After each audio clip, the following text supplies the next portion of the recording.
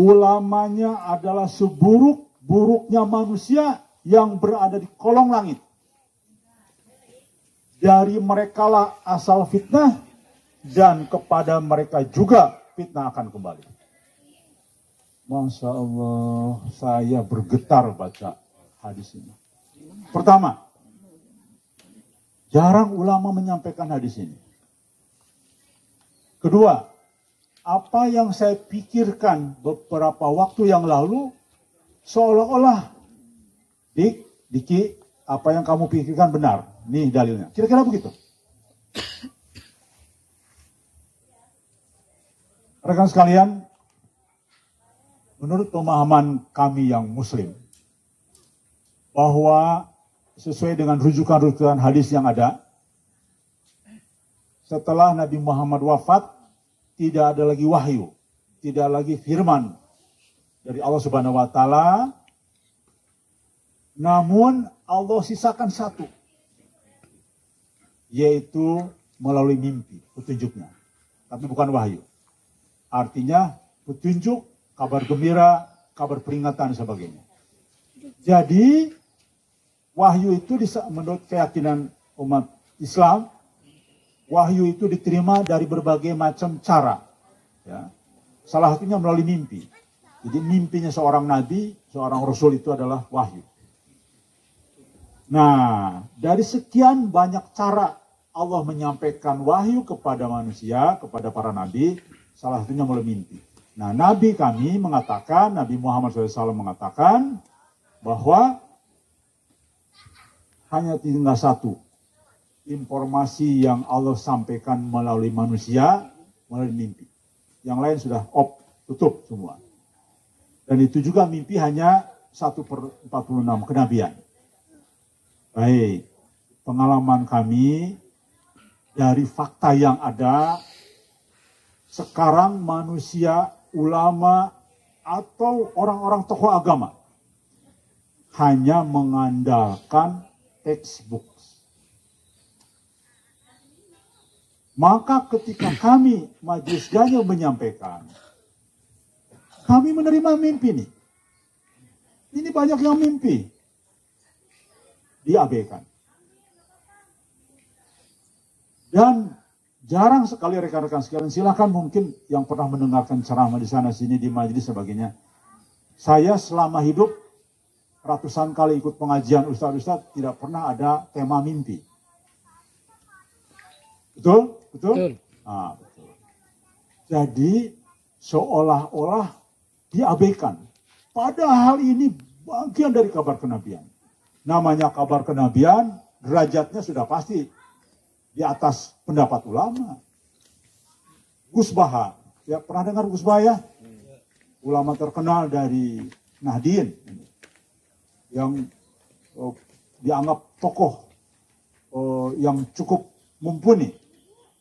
Beliau mengatakan di dalam sebuah kampus, mimpi, ya, itu mimpi yang benar tentu dari Allah, bukan bunga tidur atau mimpi dari setan. Jauh lebih otoritatif dari pendapat manusia. Jauh lebih benar dari pendapat manusia. Ya, pasti benar.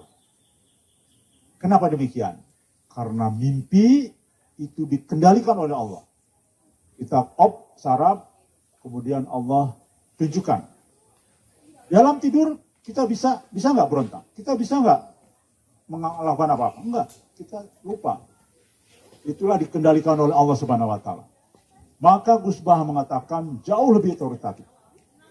Rekan sekalian, bahkan dalilnya ada yang tadi saya sampaikan, kemudian tokoh agama pun menyampaikan, tetap saja ketika kami sampaikan, wahai alim ulama, wahai tokoh agama, mohon tolong dong, ini banyak orang bermimpi di seluruh dunia. Yang semuanya menyampaikan pesan bahwa sebentar lagi akan muncul orang yang dapat petunjuk atau disebut Al-Mahdi, bahasa julukan. Sebentar lagi akan ada malhamah kubro, sebentar lagi akan ada gempa-gempa dan sebagainya. Mohon maaf, yang yakin hanya sangat amat sedikit. Justru yang percaya ini kelompok bawah-bawah ini. Makanya di Majelis Gajah itu mayoritas orang-orang biasa. Ada satu profesornya alhamdulillah, ya. Ada satu doktornya alhamdulillah. Tapi mayoritas adalah orang-orang biasa. Nah, insya Allah ini bagian dari pernyataan yang Rasulullah sampaikan, yaitu ulama, satu bagian dari pendapat dalam konteks ulama adalah seburuk-buruknya manusia di kolong langit. Kenapa demikian?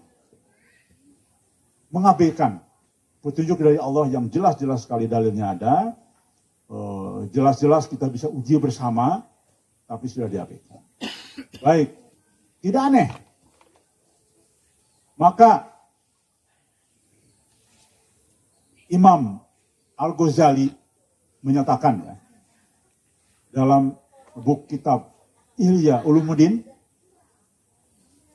orang yang paling berat menghadapi fitnah adalah para ulama. Karena kebanyakan dari mereka menjadi pendorong menyebarkan ilmu. Pertama, kenapa beratnya? Menurut Imam Ghazali tadi ya, rekan-rekan Kristiani, Imam Ghazali ini tokoh ulama besar ya di Islam, yang bukunya banyak menjadi rujukan. Pertama, ustadz, kiai, penceramah yang banyak di YouTube dan sebagainya itu merasa nyaman menguasai orang lain. Itu pendapat Imam Ghazali. Jadi kan banyak pengikutnya. Ya, banyak pengikutnya, banyak orang percaya apa yang disampaikan ustadz langsung diikuti dan sebagainya.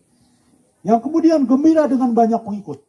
Kemudian merasa bahagia ketika dapat sanjungan dan pujian. Padahal menurut Imam Al-Ghazali itu adalah bisikan setan dalam rangka memperdaya seorang tokoh agama. Setan mengatakan begini katanya. Tidak apa-apalah katanya. Ya, ini dalam kitab itu. Enggak apa-apa. Tadi poin tadi, kamu merasa nyaman menguasai orang lain, kemudian disanjung, dipuja, nggak apa-apa. Karena kalian kan tujuannya menyebarkan ilmu. Ya. Demi menyebarkan agama Allah. Dan membela syariat agama Allah. Tuh, hebat kan? Setan beda-beda tipis. Nggak apa-apalah, kamu jadi pengikut, kamu disanjung, nggak apa-apa. Kamu senang juga nggak apa-apa, wajar lah. Kita banyak pengikut. Ya, nggak apa-apa. Toh kamu kan untuk menjaga agama Islam. Padahal ini dilarang.